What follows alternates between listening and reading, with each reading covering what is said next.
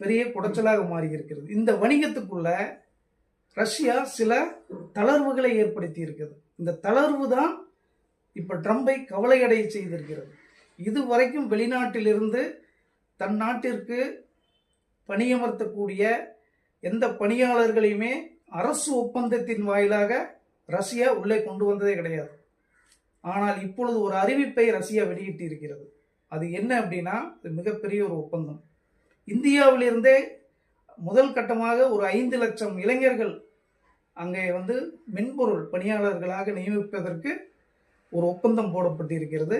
அது பேச்சுவார்த்தையில் தான் இருக்கு. உன்னியும் அது பார்த்தீங்கன்னா டாக்குமெண்டேஷனா ஒரு ஜியோவா அது இன்னும் பாஸ் ஆகலை.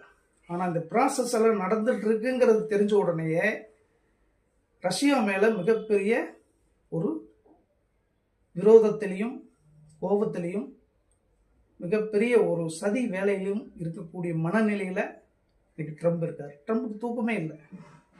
ஏனென்றால் மறைமுகமாகவும் ஏதோ ஒரு வழியிலையும் தொழில்நுட்பத்தை பகிர்ந்து கொண்டிருந்த ஒரு நாடு இப்போ பணியாளர்களையும் அதே மாதிரி பொருள் ஏற்றுமதி இறக்குமதி சம்பந்தப்பட்ட ஒப்பந்தத்திலையும் இந்திரா காந்திக்கு பிறகு ஒரு வலுவான ஒப்பந்தத்தை ரஷ்யாவுடன் போட போகிறது.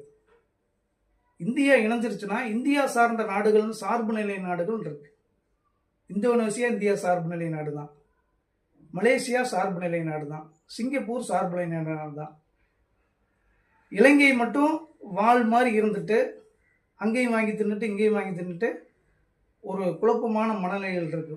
அதுவும் இந்தியாவுடன் இணைந்து வணிகத்தில் இது பண்ணிடும். இது இல்லாமல் மாலத்தீவு இந்த மாதிரியான குட்டி குட்டி நாடுகள் இந்தியாவை சார்ந்து இருக்கிறதுனால இதனுடைய வணிகத்தில் அனைத்துமே ரஷ்யாவினுடைய தலையீடு நேரடியாக வந்துவிடும் என்று அமெரிக்காவுக்கு ட்ரம்புக்கு கவலையாகிவிட்டது.